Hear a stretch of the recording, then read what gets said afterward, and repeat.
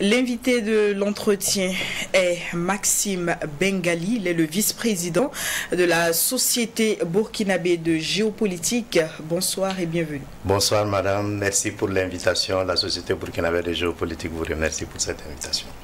Alors pour commencer, présentez-nous la SBG, la Société burkinabé de géopolitique. La Société burkinabé de géopolitique est une société, une association de droit burkinabé et comme on va dire une société des sachants.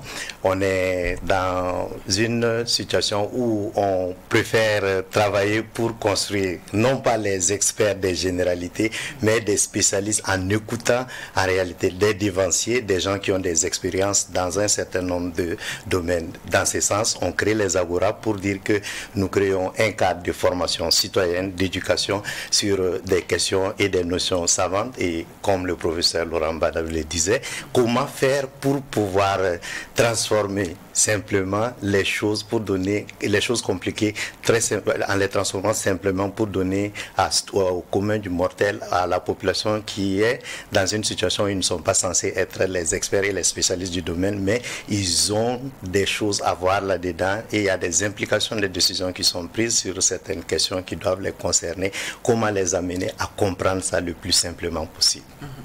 Donc il s'agit de donner des rudiments d'informations à la masse pour qu'elle puisse comprendre l'évolution de la nation. Absolument. Par exemple, si vous prenez le troisième Agora que nous avons fait le samedi passé, c'était des questions d'actualité qui étaient abordées là-dedans.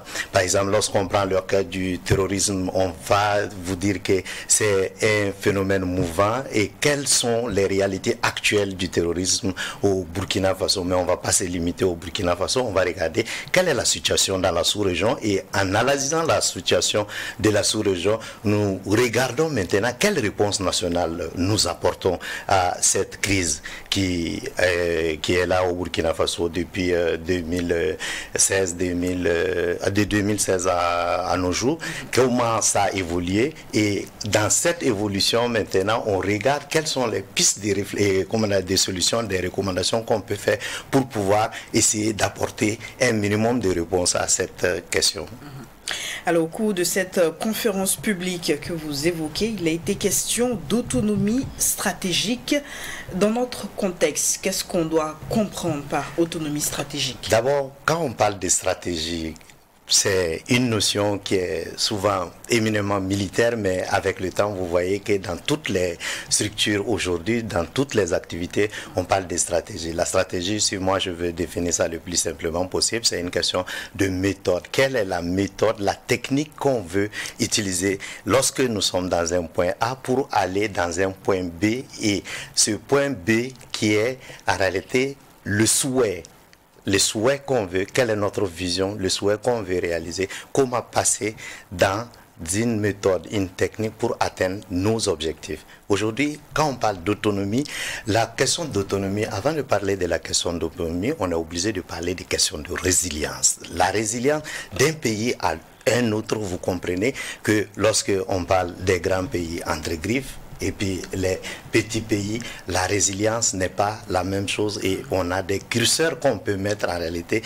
du 0 à 10 par exemple. Lorsque le curseur est à 0, ça veut dire que vous n'êtes pas du tout résilient. Lorsque le curseur est autour de 5, vous êtes moyennement résilient. Lorsque ça tend vers 10 par exemple, vous êtes totalement résilient. Donc à partir de ce moment, qu'est-ce qui va se passer? Pour être autonome dans un pays, c'est comment nous faisons face au choc que nous recevons non seulement à l'intérieur de notre pays, mais dans notre sous-région et les actions du monde, les chocs qui viennent du monde, nous les recevons et nous les gérons. Leur influence. Oui. Alors, vous avez, au cours de cette conférence, établi un lien, si je ne m'abuse, entre autonomie stratégique et lutte contre le terrorisme. Tout de suite, lorsque on parle de cette autonomie, vous allez constater, madame, que nous sommes dans une situation où les gens sont commencés à dire que nous devons quitter X pour aller vers Y. En matière de relations internationales, ce n'est pas qui est-ce que nous avons vis-à-vis de nous pour pouvoir coopérer, mais quel est d'abord notre intérêt? l'intérêt national. Dans notre intérêt national, dans la politique nationale des stratégies, par exemple, on a classé, et c'était la première fois qu'on dit, quels sont nos intérêts vitaux. Dans l'intérêt national, par exemple, nous pouvons prendre des valeurs d'une manière d'ensemble, l'éducation et puis tout ce qu'il y a autour de l'éducation et la culture. Nous allons regarder notre constitution, par exemple, qui nous donne, par exemple, la voie à suivre. Qu'est-ce que les Burkinabés peuvent faire pour aller vers, en réalité, une société désirée par tous. Et à l'intérieur de cette activité, de cette manière de voir des choses, il y a les intérêts qu'on a dit qui sont des intérêts vitaux pour le Burkina Faso, notamment par exemple la souveraineté. Il y a de cela quelques années, on ne parlait pas beaucoup de cette question de souveraineté, mais lorsque nous avons commencé à perdre des portions de notre territoire, la question de la souveraineté devient un intérêt vital pour l'ensemble du pays et qui doit être pris en compte. Et en partie de cet intérêt vital, nous avons des intérêts qui sont à la base émanant de chaque citoyen, l'engagement de citoyens burkinabés pour pouvoir être dans une situation, défendre notre terrain, notre territoire, défendre notre souveraineté et faire tout pour que le vivre ensemble revienne chez nous. En ce qui concerne justement cette autonomie géostratégique ou stratégique même, comment est-ce qu'on peut la renforcer? Renforcer, c'est d'abord être dans une situation, comme je le disais tantôt, définir nos intérêts. Qu'est-ce que nous, on attend du monde? Qu'est-ce que nous, on attend de la sous-région africaine? Qu'est-ce que nous attendons de la sous-région ouest africaine? Qu'est-ce que nous attendons de nos pays voisins? Qu'est-ce que nous attendons des Burkinabés? Donc, à partir de ce moment, lorsqu'on les définit, qu'est-ce qui va se passer? Nous allons chercher les voies et moyens pour dire, avec tel pays, nous pouvons coopérer. Si nous coopérons, quel est le domaine dans lequel on a un avantage comparé pour coopérer avec tel pays ou ne pas coopérer avec tel autre pays et décider que, par exemple, nous n'avons pas, il faut le dire, il faut être clair là-dessus, il n'y a pas des amitiés dans les relations internationales, il y a des intérêts que chaque pays doit poursuivre. Et comment faire dans ce concert des nations-là, arriver à tirer notre épingle du jeu, arriver à mettre les chances de notre côté pour pouvoir être dans une situation où on apporte en réalité le bien-être à la population burkinabé. Est-ce que vous êtes satisfait des objectifs qui étaient fixés avant la tenue de ce Tagora politique? Les objectifs fixés, on avait décidé de voir qu'est-ce qu'il y a comme actualité sur les questions de lutte contre le terrorisme, quelle réponse nationale il fallait porter et à plus des réponses nationales, quelle autonomie, quelle réflexion sur l'autonomie que nous pouvons avoir en matière stratégique et enfin maintenant en matière de collaboration, qu'est-ce qu'on pouvait faire, on pouvait avoir ou bien on pouvait faire avec les pays voisins et puis la sous-région. Sur cet entrefait, je peux dire que nous sommes très satisfaits parce que nous avons eu l'expertise de certaines personnes qui sont connus au Burkina Faso et de l'aide des notoriétés publiques. L'ancien ministre Auguste Barry est un expert en matière de sécurité. On a eu la chance d'avoir le colonel-major Traoré Ousmane qui est le secrétaire national de la défense, et en plus de lui on a eu Mamadou Saoudou qui est un expert en matière de sécurité également, et l'aîné Kalifara Siré que vous connaissez très bien, qui ont partagé leur expérience avec nous, et ceux qui sont venus, je pense qu'ils n'étaient pas du tout déçus lorsque on regarde les retours du Zoom, parce que c'était une émission et comme un panel qui était organisé, et puis on avait eu l'opportunité en réalité d'avoir des participants d'un peu partout dans le monde. Et quelles sont quelques propositions concrètes qui ont été faites au cours de ces travaux, au cours de ce débat-là? Les propositions concrètes, lorsque on parle de lutte contre le terrorisme, on a essayé de voir, lorsqu'on parle des questions de changement de paradigme, les panélistes ont été tous d'accord que dans ce changement de paradigme, il faut mettre l'humain au centre de la lutte. Lorsqu'on lutte lutte pas pour pouvoir en réalité être dans une situation où on va lutter contre les hommes qui sont dans un territoire et puis les déguerpir pour les déguerpir. Non, on lutte pour pouvoir les permettre d'avoir un bien-être. C'est pas les mettre dans une situation où ils seront en difficulté de retourner dans leur lieu de principal établissement. Deuxièmement, malgré le fait qu'on est dans une situation, on voit qu'il y a une massification de la liste. La massification, en réalité, dans la défense du territoire doit tenir compte de l'humain sur toute la ligne. Pourquoi? Parce que tout simplement, on le fait pour les hommes, mais on ne fait pas contre les hommes dans un premier temps. Et deuxièmement, on est dans une situation où il y a cette question aujourd'hui du monde rural d'un côté et les villes.